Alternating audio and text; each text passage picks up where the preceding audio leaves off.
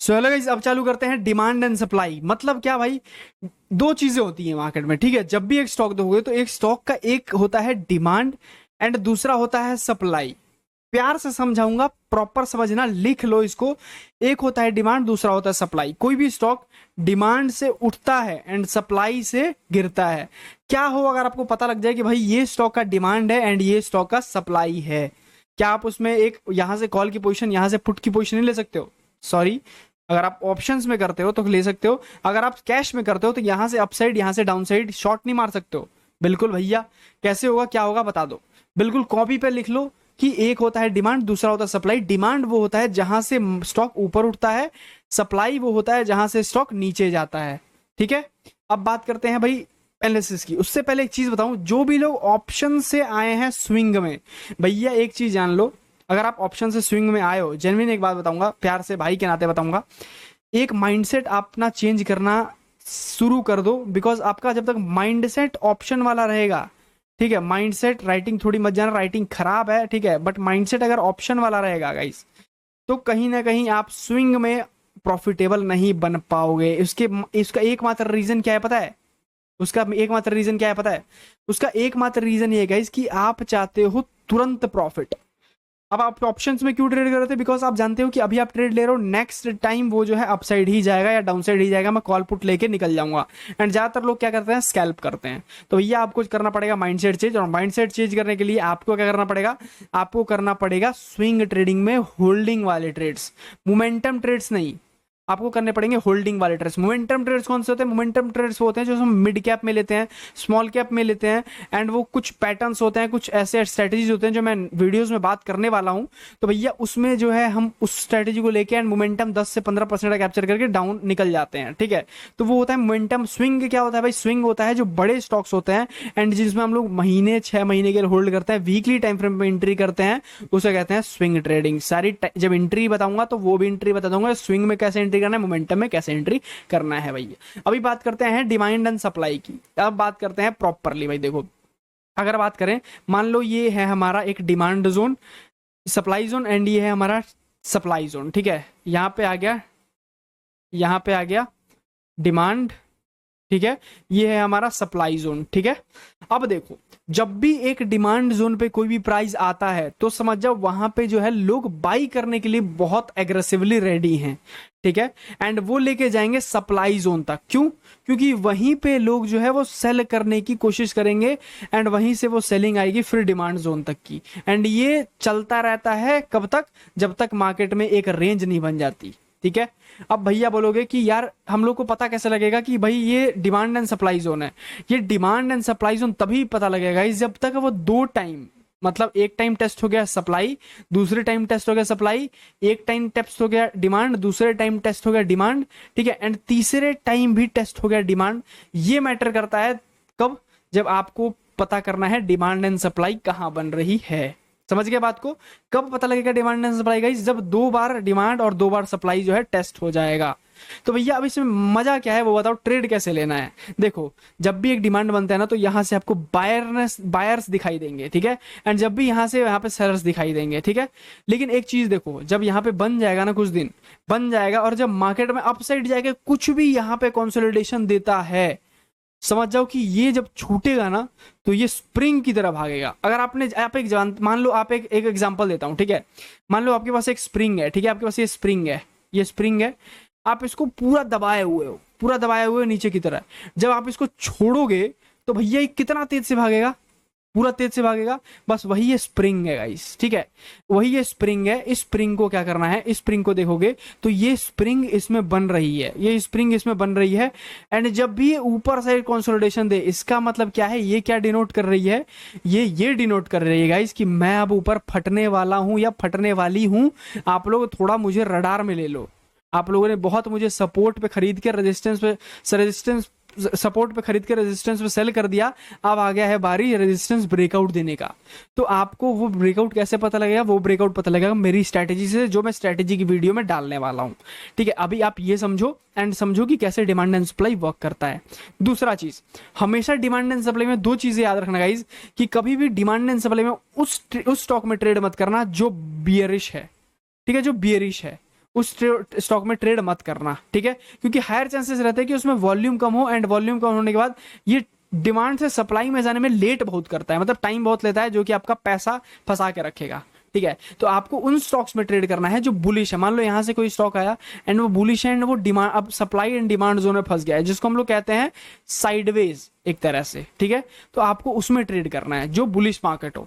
अब दूसरा बात करते हैं विमान, दूसरा चीज क्या, दूसरा चीज ये कि वो डिमांड एंड सप्लाई जोन जो होना चाहिए वो होना चाहिए ये 200 EMA के ऊपर। मान लो 200 EMA है, उसके ऊपर ही होना चाहिए वो डिमांड एंड सप्लाई जोन बनना चाहिए।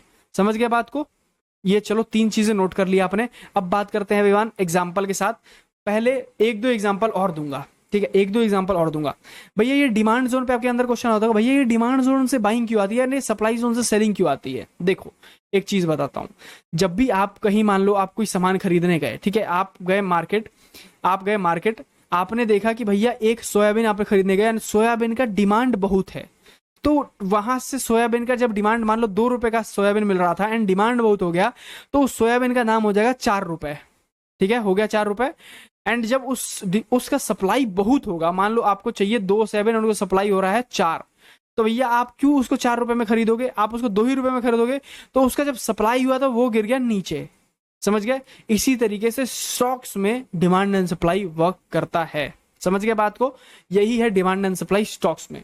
अब भैया अगर हम बात करें एक और चीज की, तो वो डिस्कस करते हैं प्रेम से। क्या डिस्कस करते हैं भैया? कुछ इंटरनल फैक्टर्स हैं जो डिमांड एंड सप्लाई को दर्शाते हैं। कौन से इंटरनल फैक्टर्स हैं?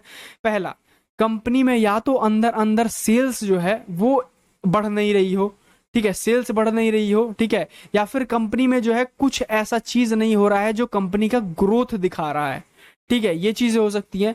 दूसरी चीज हो सकती है कि कंपनी के प्रोमोटर्स में कुछ खलबली चल रही है, वो आप पढ़ सकते हो कॉन कॉल से। कॉन कॉल से कैसे? कॉन कॉल में जाओगे तो भैया आपको दिखाई देगा कि कितने बार क्या डिस्कशन हो रही है कंपनी को लेके। चलो भैया ये तो आपने समझा दिया, एंड डिमांड सप्लाई जोन पे ट्रेड लेना समझा दिया। एक बार फिर समझ लो, डिमांड सप्लाई जोन पे कभी भी मार्केट आके जब यहाँ पे कंसोलिडेशन देके ब्रेकआउट देगा ना, वो बहुत ही प्यारा मूव होता है, जस्ट लाइक स्प्रिंग। जैसे स्प्रिंग को हम लोग दबाते हैं एंड स्प्रिंग को छोड़ने के बाद जो मूव आता है वो जितना बड़ा आता है, वैसे ही डिमांड एंड सप्लाई जोन को जब ब्रेकआउट देता है स्टॉक तो आता है। भैया समझ में नहीं आया कि एग्जाम्पल के साथ समझाओगे ना तो ज्यादा समझ में आएगा।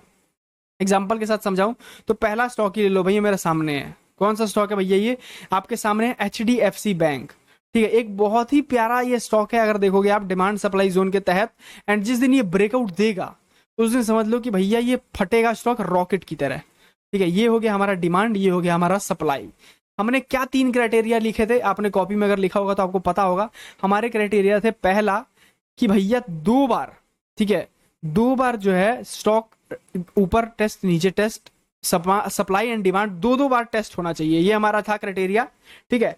दूसरा क्राइटेरिया था गाइस कि 200 EMA के ऊपर रहना चाहिए, 200 EMA के ऊपर है। तीसरा क्राइटेरिया था कि बुलिश होना चाहिए स्टॉक, बुलिश स्टॉक है। अब बात करते हैं तीनों को एक बार समझ लेते हैं, सीख लेते हैं, एंड उसके बाद देखते हैं क्या हो सकता है ऐसे स्टॉक्स में ट्रेड।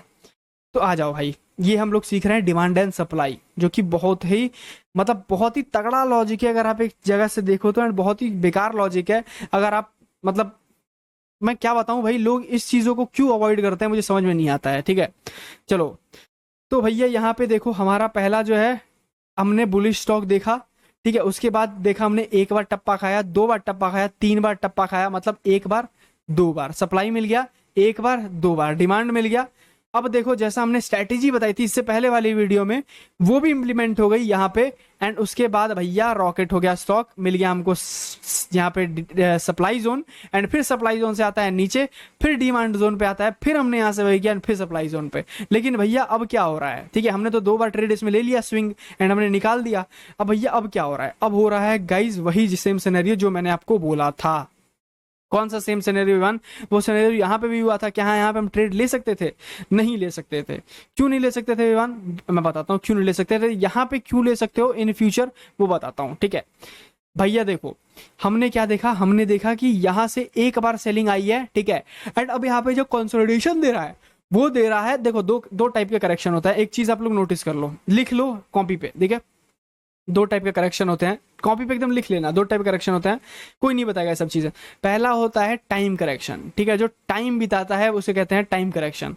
दूसरा होता है गाइज प्राइस करेक्शन, जो स्टॉक प्राइस करेक्शन देके अपसाइड जाता है, ठीक है। दो तरीके के स्टॉक्स होते हैं। अब बात करें भैया दो तरीके के स्टॉक्स कैसे बता रहे हो इवन, वो बताओ। अच्छा ठीक है भाई, सुन लो। मान लो ये स्टॉक है, ठीक है, ये स्टॉक है, एंड अब इस स्टॉक में बात करूंगा तो दो चीजें हैं, पहला है प्राइस करेक्शन, दूसरा है टाइम करेक्शन। तो इसमें अगर हम देखें तो ये स्टॉक अगर हम पहले जाकर देखें तो पहले मोमेंटम था, ठीक है। सॉरी सर, सॉरी, वो भैया थोड़ा पढ़ाते पढ़ाते जो है हालत खराब हो जाती है, ठीक है। अब बात करें यहाँ पे, एक चीज देखो, दो सिनेरियो होते हैं, टाइम करेक्शन, प्राइस करेक्शन। मैं अगर पूछूं आपसे तो भैया ये कौन सा करेक्शन है, आप क्या कहोगे? ठीक है, आप क्या कहोगे? आप कहोगे कि भैया ये तो टाइम करेक्शन है। नहीं, ये टाइम करेक्शन नहीं है, ये है प्राइस करेक्शन। जब भी एक प्राइस अपसाइड जाती है तो उसे एक रिट्रेसमेंट लेना होता है फिर अपसाइड ऑल टाइम हाई जाने के लिए। तो जब ये करेक्ट होता है ना, इसे कहते हैं प्राइस करेक्शन। तो या तो स्टॉक में ये चीज हो या हो टाइम करेक्शन। टाइम करेक्शन किसे कहते हैं भैया? यहां आओगे नीचे तो ये जो करेक्शन हो रहा है गाइज, ये हो रहा है टाइम करेक्शन। जब इस हाई को ब्रेक करना है इसको, तो ये कर रहा है टाइम करेक्शन। प्राइस करेक्शन करके एक मूव दे चुका है एंड अब ये कर रहा है टाइम करेक्शन। अब इसको जो ब्रेकआउट देगा तो नया ऑल टाइम हाई लगेगा। समझ गया बात को? समझ गया चीजों को? ये होता है दो करके करेक्शन। याद रख लो, लिख लो कि भाई टाइम करेक्शन और प्राइस करेक्शन किसे कहते हैं। बहुत ही कम लोग बताएंगे आपको, ठीक है। आ जाओ, ओके, बात करते हैं भैया क्या अब हो सकता है इस स्टॉक में। तो देखो, जब यहाँ पे स्टॉक ब्रेकआउट दिया कितने प्यार प्राइस से, देखो यहाँ पे कितने प्यारे प्राइस से ब्रेकडाउन दिया है, ठीक है, ब्रेकआउट दिया है। बट हम लोगों ने यहाँ क्यों नहीं बाई किया?